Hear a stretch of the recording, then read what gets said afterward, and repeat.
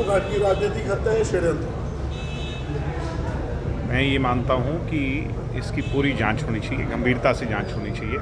Prima facie देखने से ऐसे लगता है कि ये एक गहरा षड्यंत्र है और पारिवारिक तौर पर भी जो उनके लोग हैं वो ये कह रहे हैं बार बार।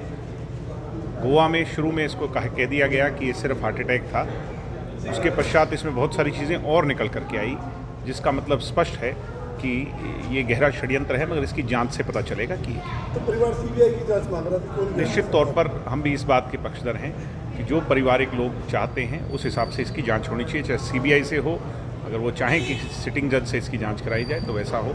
मेरे हिसाब से अगर सीबीआई की जांच हो तो भी मेरे हिसाब से उससे सच सामने आए। सर, राजस्थान के अंदर जिस तरह जेजेपी पहुंची है और परचम फहराया है, बात को लेकर के कि राजस्थान वीरों की भूमि पर, जैसा स्वर्गीय चौधरी देवीलाल जी के ज़माने में वहाँ के लोगों में एक एक्सेप्टेंस थी, जनता दल में थी और अन्य दल जो थे उनके उसकी थी, आज जननायक जनता पार्टी उनके विचारों की पार्टी को वहाँ के लोगों ने वैसे ही अपने गले लगाया।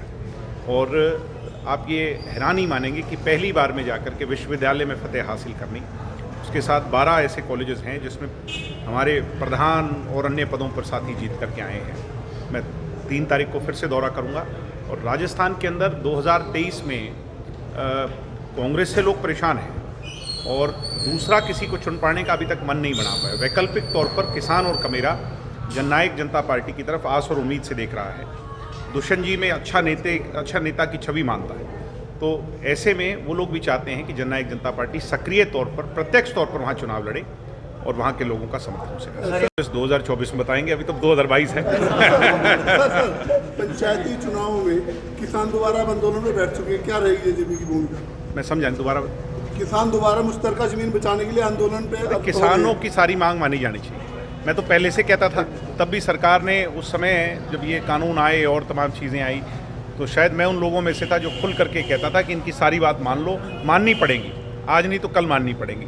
अभी भी मैं कह रहा हूँ कि किसानों की जो कोई भी बातें हैं माननी चाहिए, उनको सरकार को माननी चाहिए। सरकार किसानों की सोच की है और क्योंकि देश का राजा किसान है, देश के लिए सबसे बड़ा बलिदान किसान का है, कमेरे का है, और किसान की सारी बात माननी ही पड़ेंगी। आज मानोगे नहीं तो कल माननी पड़ेगी। मुश्तरका जमीन की लड़ाई लड़ रहे हैं किसान, जेजेपी में शामिल हो रहे हैं। नहीं, ऐसा कोई वो नहीं है जिसका, देखो राजनीतिक तौर पर कई जगह इलाके के हिसाब से भी होता है और हिसाब से भी होता है।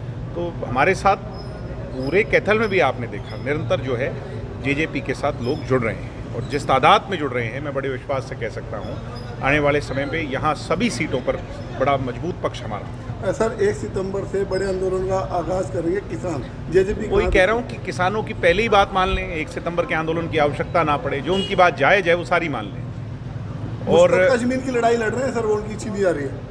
मैं कह रहा हूँ कि जो जायज़ मांगे हैं वो सारी मान लेनी चाहिए, उस पर चर्चा होनी चाहिए, उनको बुला लेना चाहिए। पहले भी तो बुलाया था, बुलाना पड़ा था। तो सरकार कहीं भी एडमेंट ना हो, उससे नुकसान सरकार का होगा। मैं फिर कह रहा हूँ कि सरकार को किसानों के साथ मिलकर के चलना चाहिए। उनके प्रतिनिधि भी जो हैं, चाहे वो टिकैत साहब हैं, अन्य लोग हैं, अच्छे लोग हैं, उनको साथ लेकर के चलें और उनकी बातें मानें।